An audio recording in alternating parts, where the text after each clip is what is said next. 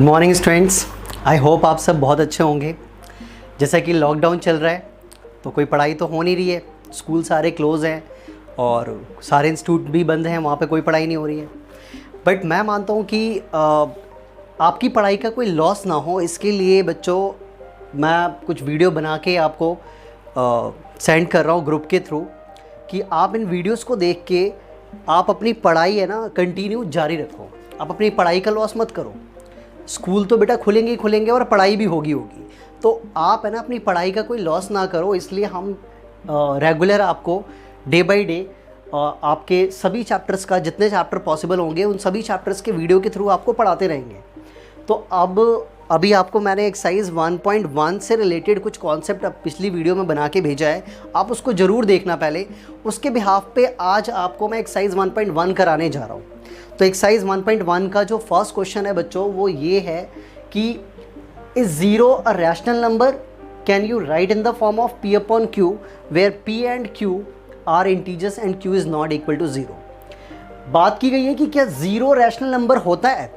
इसका कॉन्सेप्ट जब आप देखने जाओगे ना कॉन्सेप्ट वाली वीडियो, तो उसमें क्लियरली मैंने मेंशन किया है कि zero is a rational number. जब आप उसमें रैशनल नंबर का कॉन्सेप्ट पढ़ोगे तो मैंने एग्जांपल देके भी बताया कि ज़ीरो आपका एक रैशनल नंबर होता है। देखो कैसे होता है वो मैं आपको यहाँ पे भी बता दूँ, और यही इसका सॉल्यूशन भी है कि yes zero is a rational number.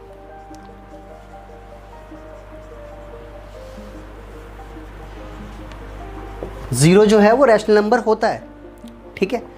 उसके बाद बोला है can you write in the form of p upon q। तो yes we can write, yes we can write it in the form of p upon q। हम इसको p upon q के form में लिख सकते हैं जहां पर q is not equal to zero है।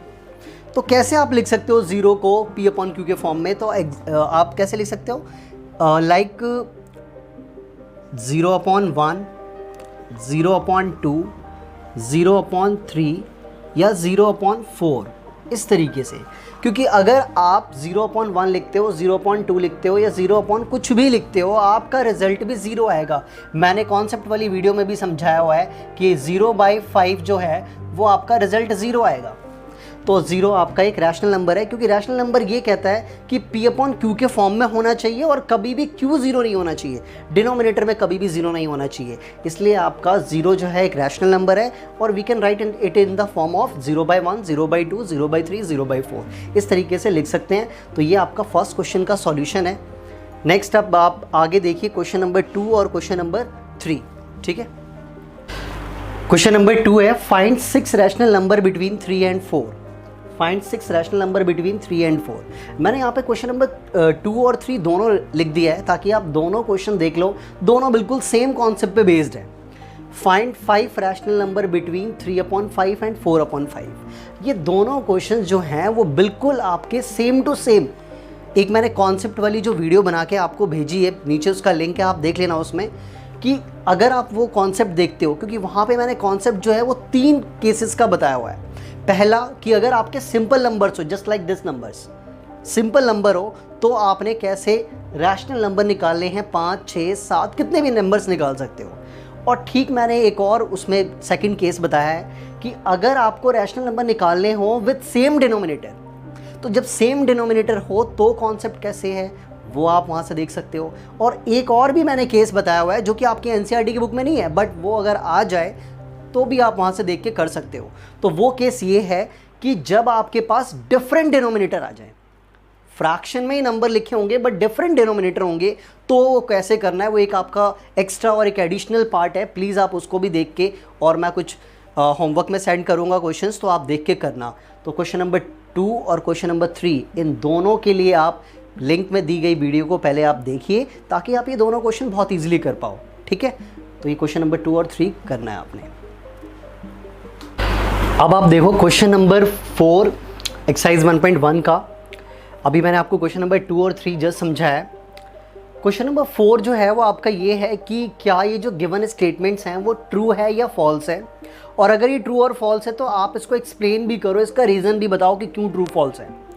तो क्वेश्चन नंबर 4 का फर्स्ट पार्ट है कि every natural number is a whole number. अब देखो इस स्टेटमेंट में आपके पास दो नंबर्स की बात हो रही है, एक आपके नेचुरल नंबर की बात हो रही है और एक आपके होल नंबर की बात हो रही है। इन दोनों को समझने के लिए आपको मैं बार बार रिपीट कर रहा हूँ कि आप प्रीवियस वीडियो को अच्छे से देखना, उन सब में मैंने इन सब की डेफिनेशन लिखी हुई है, तो आप क्लियरली समझ सकते हो कि क्या डिफरेंस है इन दोनों में, नेचुरल नंबर में, होल नंबर में। फिर भी मैं थोड़ा सा बता देता हूँ कि नेचुरल नंबर जो होते हैं वो 1 से स्टार्ट होते हैं और होल नंबर जो होते हैं वो 0 से स्टार्ट होते हैं। तो ये क्वेश्चन ये है कि every natural number is a whole number, क्या हर एक नेचुरल नंबर होल नंबर होता है क्या? तो बिल्कुल यस, ट्रू है ये, क्योंकि ये 1 से स्टार्ट होते हैं और ये 0 से लेके 1 से स्टार्ट हो जाते हैं। तो मतलब कि सारे नंबर्स नेचुरल नंबर के होल नंबर में ही इंक्लूड होते हैं। तो आपने क्या लिखना है कि ट्रू, ये स्टेटमेंट जो है आपकी वो ट्रू है बिकॉज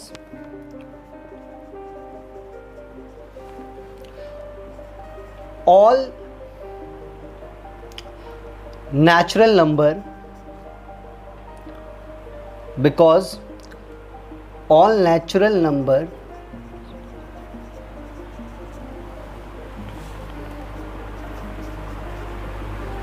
include in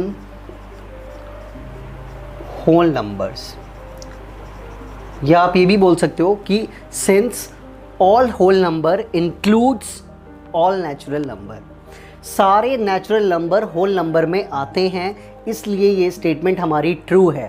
ठीक है, तो ये आपका फर्स्ट का आंसर है। सेकंड पार्ट में पूछा गया है कि every integer is a whole number, क्या हर इंटीजर होल नंबर होता है? तो मैं अगेन बोल रहा हूँ, इंटीजर की डेफिनेशन भी आप प्रीवियस वीडियो में जाके देखना। इंटीजर क्या होता है? It is a set of positive and negative numbers. तो इसके सॉल्यूशन की अगर मैं बात करूँ तो every integer is a whole number. देखो होल नंबर के बारे में अभी भी बताया कि वो 0 से स्टार्ट होते हैं और वो सारे पॉजिटिव नंबर्स होते हैं, बट इंटीजर तो आपका मे बी नेगेटिव भी हो सकता है। तो इसीलिए आपकी ये स्टेटमेंट यानी कि हर इंटीजर होल नंबर पॉसिबल नहीं है। फॉर एग्जांपल के लिए अगर मैं एक नेगेटिव का -5 ले लेता हूँ, -5 जो है वो आपका क्या है? वो इंटीजर है बट होल नंबर नहीं है, इसलिए ये स्टेटमेंट क्या होगी? फॉल्स होगी। तो फॉल्स है ये स्टेटमेंट, और रीज़न आ जाएगा कि since -5 is a integer but not a whole number, ये बात याद रखनी है आपने कि वो हमारा इंटीजर तो हो सकता है -5 बट होल नंबर नहीं हो सकता। तो ये आपकी स्टेटमेंट फॉल्स है। अब बात करते हैं, फर्स्ट पार्ट हो गया, सेकंड हो गया, देन थर्ड है। देखो आप, every rational number is a whole number. तो रैशनल नंबर के लिए भी डेफिनेशन मैंने वहाँ पे लिखी हुई है। क्या हर रैशनल नंबर होल नंबर हो सकता है क्या? तो देखते हैं, रैशनल नंबर क्या होता है? जो P/Q के फॉर्म में होता है, और होल नंबर क्या होता है? जो 0 से स्टार्ट होते हैं। तो ये भी आपका एक तरीके से क्या है? फॉल्स है।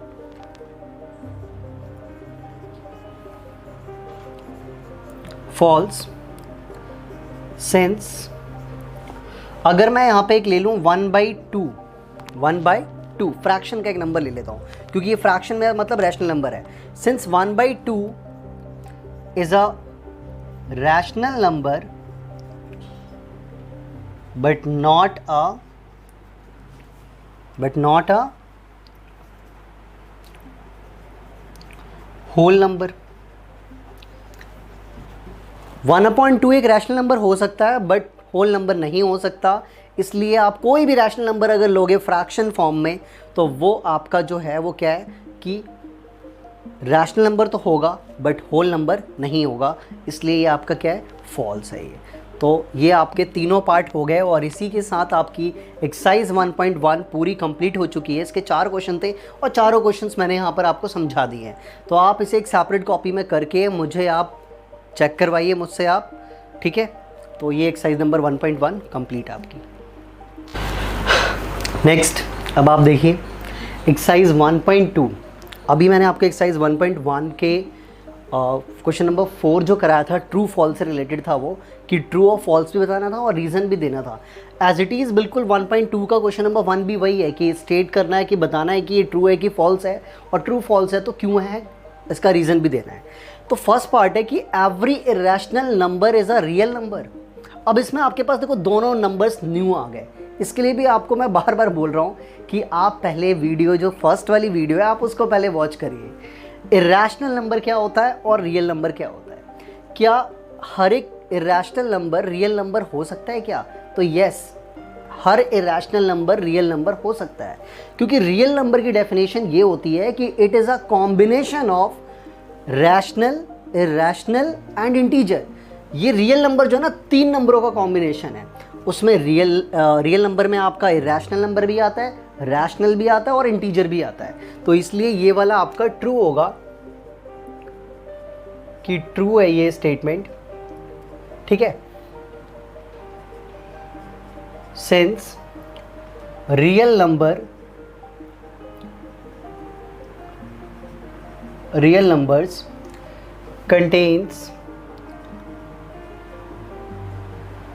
contains all irrational numbers।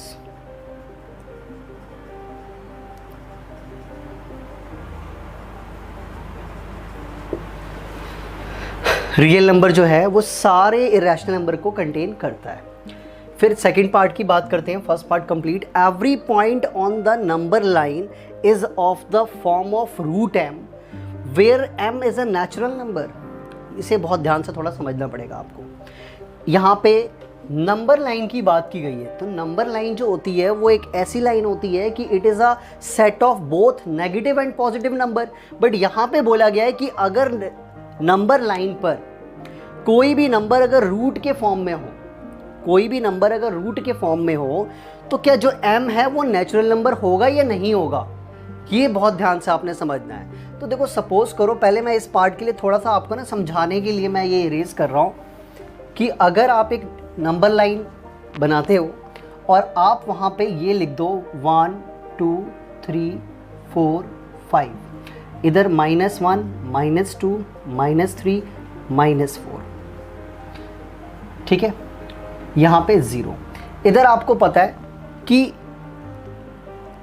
Every point on the number line is on the form of root m। अगर यहाँ पे मैं किसी भी नंबर को, अगर पॉजिटिव नंबर को रूट के फॉर्म में लिखता हूँ, सपोज दैट मैं 4 को अगर रूट के फॉर्म में लिखता हूँ, तो इसका बाहर जो नंबर आएगा स्क्वायर रूट, वो पॉजिटिव में 2 आएगा, तो आप उसको नेचुरल नंबर बोल सकते हो। बट अगर मैं कोई भी नेगेटिव का नंबर ले लूँ, मैं यहाँ पे 1 2 3 4 5 कोई भी नंबर का अगर रूट निकालूंगा स्क्वायर रूट, तो वो पॉजिटिव नंबर आएगा और वो नेचुरल नंबर कहला सकता है। बट अगर आप नेगेटिव नंबर को रूट में लेते हो, -4, इसका आंसर जो है वो आपका नहीं फाइंड आउट हो पाएगा। तो यानी कि ये स्टेटमेंट जो है वो आपकी क्या है, फॉल्स है। ये आपका नॉट रियल नंबर है, ये रियल नंबर नहीं है, ये आपका एक इमेजिनरी नंबर होता है, जिसे आप 11th क्लास में कॉम्प्लेक्स नंबर के चैप्टर में पढ़ोगे कि √-4 का मतलब क्या होता है। इट्स अ इमेजिनरी नंबर, ये आप 11th क्लास में पढ़ोगे इस नंबर के बारे में, ठीक है। तो यहाँ पे ये स्टेटमेंट जो है वो आपकी फॉल्स है कि हर नंबर लाइन पे √m के फॉर्म में जो होगा वो नेचुरल नंबर नहीं हो सकता। अगर हम कोई भी नेगेटिव नंबर ले ले तो उसका स्क्वायर रूट नेगेटिव में पॉसिबिलिटी नहीं है कि वो नेचुरल नंबर हो, इसलिए फॉल्स है। तो फॉल्स है। जैसे कि अगर मैं यहाँ पे ले लूँ -4 is not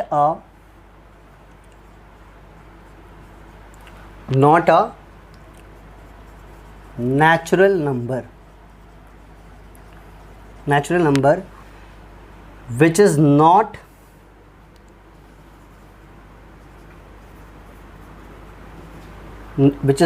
possible in the form of √m। -4 जो है वो नेचुरल नंबर नहीं हो सकता और ना ही वो √m के फॉर्म में लिखा जा सकता है, इसलिए ये वाली स्टेटमेंट आपकी फॉल्स है, ठीक है। अब बात करते हैं हम थर्ड स्टेटमेंट की, थर्ड पार्ट की।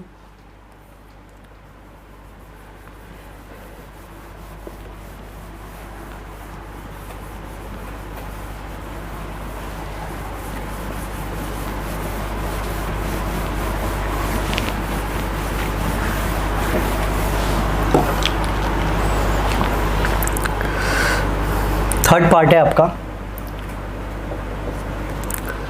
कि एवरी रियल नंबर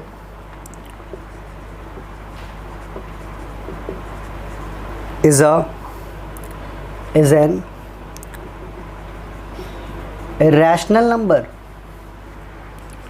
अब ये वाला जो पार्ट है बिल्कुल आपका फर्स्ट पार्ट का अपोजिट है, ये आपका फर्स्ट पार्ट का बिल्कुल अपोजिट है। फर्स्ट पार्ट में बोला गया था कि every rational number is a real number, अब यहाँ पे इसका अपोजिट बोल दिया गया है कि क्या every real number is an irrational number होगा? बिल्कुल नहीं होगा। ये स्टेटमेंट आपकी फॉल्स है। क्यों? क्योंकि रियल नंबर जो है वो 3 नंबर का कॉम्बिनेशन होता है, उसमें आपके ऑल इंटीजर्स आते हैं, ऑल रैशनल नंबर आते हैं और ऑल इरेशनल नंबर आते हैं। तो रियल नंबर सिर्फ इरेशनल नंबर का ही कलेक्शन नहीं होता, रैशनल और इंटीजर्स का भी होता है, तो वो इरेशनल नंबर का ही नहीं होता, इसलिए वो फॉल्स है। तो क्या लिखोगे आप इसे कि ये फॉल्स है, ठीक है, कि रियल नंबर जो है वो हमारा इरेशनल नंबर नहीं होता है। तो लिखोगे कि false, real numbers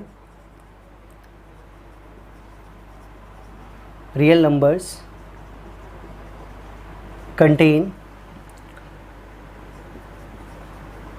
integers and rational number also। ये दोनों का कलेक्शन भी होता है, तो सिर्फ रैशनल नंबर का कलेक्शन नहीं बोल सकते, इसलिए ये स्टेटमेंट भी आपकी फॉल्स है, ठीक है।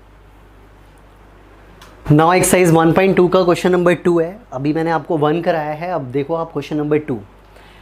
Are the square roots of all positive integer is irrational. ये पहला क्वेश्चन है इसके अंदर कि आर करके अगर क्वेश्चन पूछा है, मतलब कि येस और नो में आपसे क्वेश्चन पूछा गया है कि square roots of all positive integer is irrational, yes और नो, ये आपसे पूछा गया है। तो स्क्वायर रूट के बारे में बात की गई है, तो आप देखो यहाँ पर सॉल्यूशन में, ये जब आप किसी भी पॉजिटिव नंबर का स्क्वायर करते हो, जैसे सपोज दैट मैं अगर यहाँ पे लिख दूँ 9 लिख दूँ √9, तो आपको पता है कि इसका स्क्वायर रूट कितना होगा? पॉजिटिव का 3 होगा, तो पॉजिटिव का 3 होगा और आपको पता है कि 3 जो है वो क्या है? आपका रैशनल नंबर है, रैशनल नंबर है वो। बट आपसे इन्होंने क्या बोला है कि are the square root of all positive integer, मतलब किसी भी पॉजिटिव नंबर का, किसी भी पॉजिटिव इंटीजर का स्क्वायर रूट जो है वो क्या है? रैशनल नंबर आता है। तो वो तो बिल्कुल फॉल्स हो गया, क्योंकि किसी भी पॉजिटिव इंटीजर का अगर आप स्क्वायर रूट निकालोगे तो वो ऑलवेज आपका रैशनल नंबर ही निकलेगा, इरेशनल नंबर नहीं निकलेगा। इस बात को आप ध्यान रखना, ठीक है। तो इसका मतलब ये है कि वो इरेशनल नहीं होगा, वो आपका रैशनल होगा। तो इसीलिए ये क्या आएगा कि नो, ठीक है। No, the square roots of all positive integer is not a rational या फिर इज इरेशनल। फिर सेकंड पार्ट पूछा है कि if not give an example of the square root of an number that is a rational number. तो आप एक example दे के दिखा दो कि हाँ भाई किसी भी पॉजिटिव के स्क्वायर रूट जो होता है वो रैशनल नंबर होता है। तो यही एग्जाम्पल आपका काम आ जाएगा कि एग्जाम्पल के लिए आप लिख सकते हो कि √9 इज़ इक्वल टू क्या है आपका, उसका स्क्वायर रूट 3 है और 3 जो है वो क्या है? एक आपका रैशनल नंबर है। तो एग्जाम्पल के लिए आप क्लियरली थोड़ा सा लिख दो कि √9 इज़ इक्वल टू 3 और 3 is it is a rational number,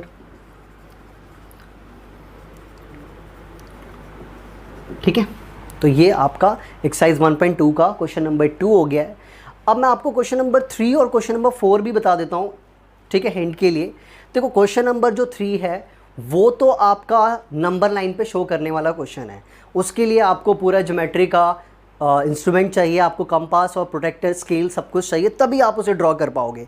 तो मैं वो आपको रेगुलर क्लासेस जो हमारी होंगी इंस्टीट्यूट में, उसमें मैं आपको बताऊंगा कि किस तरीके से रूट के नंबर्स को हम नंबर लाइन पे शो करते हैं। तो वो तो मैं आपको रेगुलर क्लास में बताऊंगा। रही बात आपके लास्ट क्वेश्चन की, क्वेश्चन नंबर 4, वो आपके एग्ज़ाम पॉइंट ऑफ व्यू से कोई बिल्कुल इंपॉर्टेंट नहीं है, तो उसको हम स्किप करेंगे। और फाइनली हमारी एक्सरसाइज 1.2 भी आज क्लियर हो चुकी है, आप इसे नोट कर ले, ठीक है, ओके।